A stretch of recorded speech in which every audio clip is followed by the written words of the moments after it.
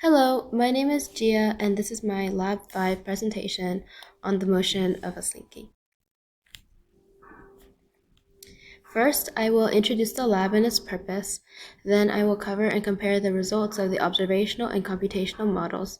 Finally, I will conclude with my findings and any concluding statements. The purpose of this lab is to observe the motion of a slinky being dropped from rest. First, I will design an experiment and then model it through code, and finally compare results. Before we start, here are some fundamentals for this lab. We use Newton's second law to derive the velocity and position update formulas, and then we also use the gravitational force formula. To give a brief overview, the system is the slinky, and the surroundings is Earth and its atmosphere. Initially, the slinky is at the -1, -2.31 times 10 to the -3rd 0 vector. And for the conclusion, the bottom of the slinky stays in place as the top falls. To start, I used a video of a falling slinky and tracked it in the tracker software.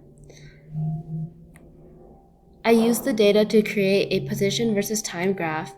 Analyzing the graph, it plateaus from the start to about 1.5 seconds, where it does not show significant movement, and then it starts to fall at an almost constant velocity. Next, I modeled this through code where the mass was 0.5 kilograms and the proportionality constant was 2.6. I then created a loop for the net force and updated the position and velocity.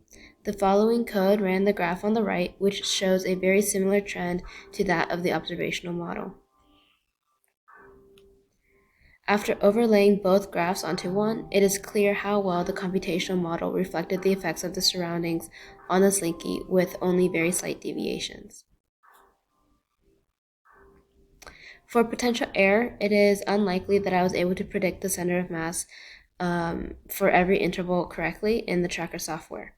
This will affect the data points and the graph of the observational model.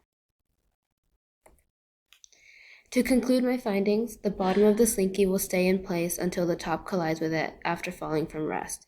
And this is a good example of how different spring forces can look like. Thank you so much for watching. Have a great day.